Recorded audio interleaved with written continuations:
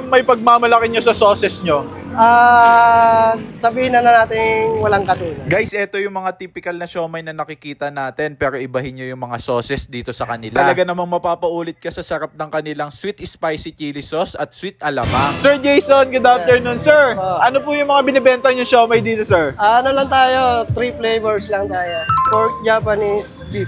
Pork Japanese beef. Pwede po makita, Sir Jason? Meron. Wow, punong-puno.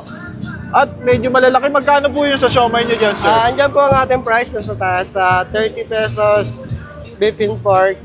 And then 35 pesos Japanese. 5 pieces na yun, no, sir? Talagang pang merienda din talaga. Ito pong nilalagay nyo dyan, nauubos naman po yan kada labas. Oo naman. Nagsasalang pa ako. Ano po yung pinakamabili? Eto siya. Pork. Pork talaga, no? Oh, may rice daw po ba? Sabi ni Wala nanay. po tayong rice. Walang or rice, siomay lang talaga. Dito po, ano po yung may pagmamalaki nyo sa sauces nyo? sabihin na natin walang katulad. Meron kayo dito, chili oil? Sweet chili garlic. Eto po, may alamang. Alamang. Alamang tapos And then garlic. fried garlic. Oh. Actually, hindi pa siya kompleto eh. May kulang May pa dalawang din wala talaga. dyan. Pero ito mga to, only yan. Depende sa customer.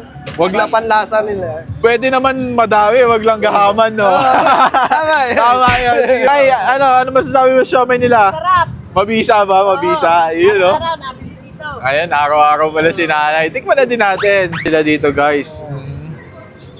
Ito naman ay Anli. Pas lang sa gahamad. Malupit to. May kulang sa chili oil talaga. Siyempre, lagyan din natin ng kamalansi. Grabe. Parang titingnan mo pa lang yung alamang nila dito panalo na. At shoutout ko nga lang pala yung Payday Apparel. Yan, sa mga gustong mag-avail ng ganito kagandang t-shirt, message lang kayo sa page ng Payday. Yan, kain. Matamis nga yung spicy chili oil. Ay.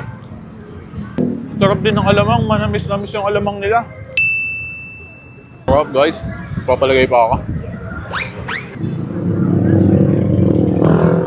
Okay lang yan, okay lang. Ayan, no? Mapapaulit ka sa sarap. Sarap ng siomay. Actually, hindi yung siomay yung nagpa-finance eh. Normal na yung lasa ng siomay eh. Yung sauce talaga, guys.